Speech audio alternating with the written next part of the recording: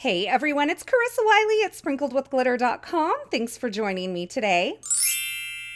Today I am sharing a super sparkly project featuring some brand new products from Pretty Pink Posh and a product that I love that I totally forgot about. But before we get into that, let me show you some of the products that I'll be working with today. Keep in mind, I have links to all these products in the YouTube description below, so if you're looking for something, be sure you check there. This gorgeous seashell background stencil is really delicate, and I'm going to show you how I went about inking that in today's video tutorial. Now, when I was pulling the products for this project, I thought I might use those Shoreline borders. I didn't end up using those in today's card project, but I'll pop in a card for last week's live stream where I did use that and I created an adorable shaker card. So here's a look at the final products I'll be using: the Summer Sentiment strips as well as the Summer Script word die. I'm starting out with a panel of cardstock that measures 4 1/4 by 5 1/2 inches, and I'm going to do my stenciling over this background. Now, as I mentioned, this is a really delicate stencil, and so when I stenciled on top, I didn't really want to put a ton of force.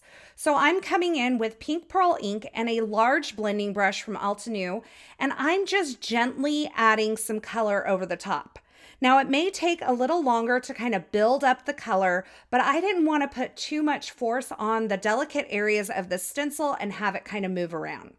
Now, another option would be to use something like a pixie spray on the back of the stencil, but honestly, I don't generally do that because then it leaves the sticky residue on the back of the stencil more permanently. I realize there's things you can do to get that off, but I just prefer to come in with a more delicate hand and be a little more gentle.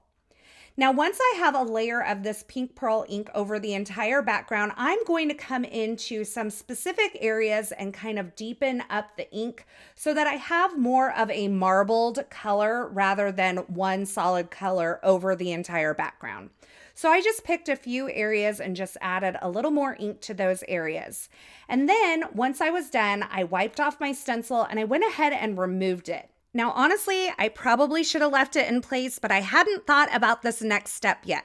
So I am gonna actually reposition my stencil and I'm gonna surround it with some scrap paper here. This is just some computer paper that I printed on that I didn't need anymore, so I keep it in my stash. And I pulled out my Sukanyeko Shimmer Spritz. Now, this is a super shimmery spray that you can spray on top of just about anything. And when it dries, there is so much sparkle. Now, this is available in a couple of different colors. I'm using the shimmer, not the frost here, so make sure you pick up the right one. But this is one of those products that I've had in my stash for a really long time, and I honestly forgot about it. Now, this video, let me tell you, does not do this justice at all. This is super shimmery in person, and it has a really fine, it's not like a glitter, it's more like a mica covering over that entire area. I'm also going to use that shimmer spritz on my stitched seashells here that I'm going to die cut from several colors of cardstock. Now, I used a similar color scheme in last week's live stream with some more Pretty Pink Posh products, and I loved it so much for the summer. I thought, why fix it if it's not broken? And so I'm reusing this color palette, but I'm using the colors in different concentrations. And by using a color palette with colors in different concentrations, in particular, this one has a little more pink than the last one, the color palette's actually going to feel a little bit different. So I ran all of those through my die cut machine, and now I am going to kind of bring these die cuts to life with just a little bit of ink blending. Now, these are beautiful as they are, and there's a lot of different things that you can do to die cuts to kind of add some pizzazz, but today I'm just going to add some tone-on-tone ink blending. So for this watermelon cardstock, I'm using watermelon ink, and I'm just adding it to portions of the die cut. For the orchid cardstock, I'm using some Briar Rose ink, which is the closest ink that I have to this cardstock. It's not an exact match, but it seems to work. And you'll notice that as I'm adding the ink blending to these die cuts, I'm using some smaller blending brushes. That helps me to control where I'm putting the ink, and it kind of helps keep the entire die cut from being overwhelmed by the ink blending. Now for this Seaside cardstock, I'm using Dewdrops ink, which is an Altenew ink. And finally, for the waterfall cardstock, I'm going to use a Pool Fresh Dye ink, also from Altenew. Now, as I mentioned, a lot of these inks are not exact matches for these cardstock, but they look great together. And really, I'm just trying to achieve a tone-on-tone look, so these don't have to be exact. But I do love how just this little bit of ink blending on these die cuts can really bring something that's a little more flat to life. The other thing about these die cuts is that it has that stitching on them, which is another great detail to kind of bring these die cuts to life. Now I put these on a scrap of paper and I sprayed them with that shimmer spritz again because I wanted this card to really sparkle. And once I have them kind of spritzed down, I'm going to dry that shimmer spritz with my heat tool.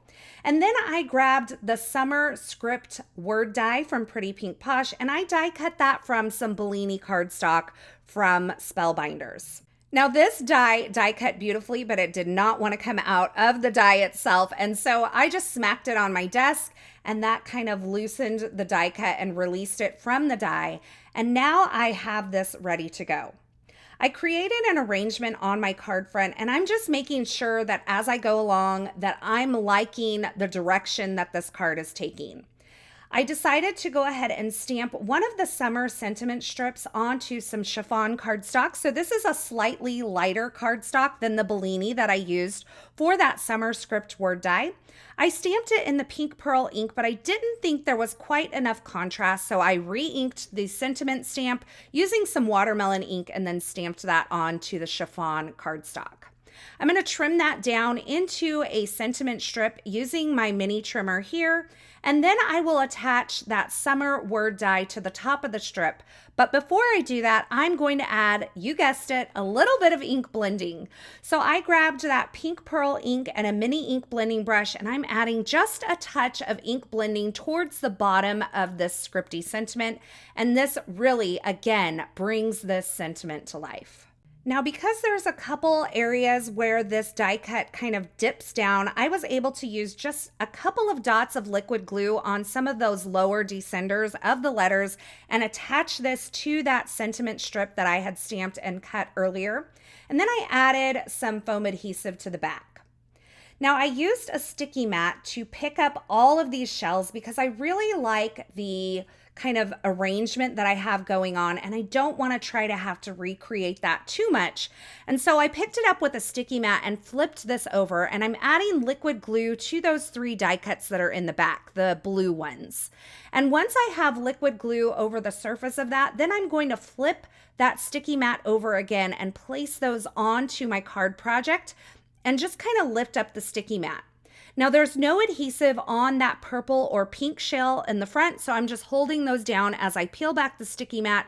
And then I can add some foam adhesive to the back of these and position these on the front of the card. I did want to mention that I trimmed down this card front to about 3 3/4 by 5 inches so that there would be a nice frame around this when I add this to my card base. And you can see I'm just adding that pink shell there with a little bit of liquid glue and some foam adhesive.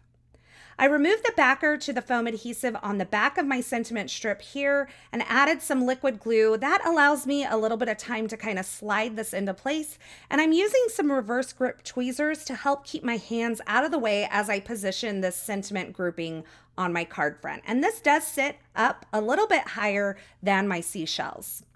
I added a panel of foam adhesive to the back of my card front, and then I added this onto an A2 size card base made from some white cardstock. So I just trimmed my cardstock to 5.5 by 8.5 inches and scored it at 4 1/4 to create this card base.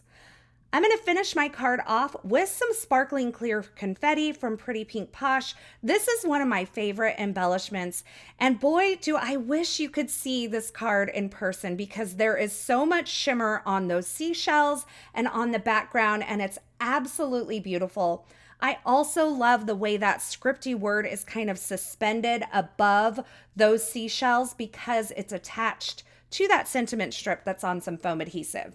Now this does make this card a little more delicate, but it is definitely something you can hand deliver, and it's perfect for the summer season, which is definitely upon us.